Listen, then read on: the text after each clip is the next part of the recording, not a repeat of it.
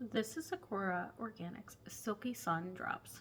As you can tell, I am a fair complected lady that I'm always looking for a sunscreen, sun drops, because I like to be out in the sun, but I don't like to get burned and I'm worried about aging.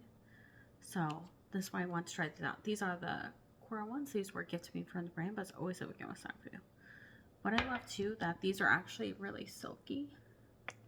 So as you can see, it has some good weight to it, but when it goes in, it just goes on so beautifully. I don't have to worry about a white cast or anything. That this gives my skin such a pretty glow, but without being greasy. And the other thing too, that this has some great ingredients in it. This has zinc oxide, which obviously is one of the main components in sunscreen, but also raspberry, which is a deep nourishing and sun while shielding the sun. This has Angelica, which is an ocean powered boost to SPF and moisture locking power. So it's really going to moisturize you, and as you can see, my skin is nice and moisturized.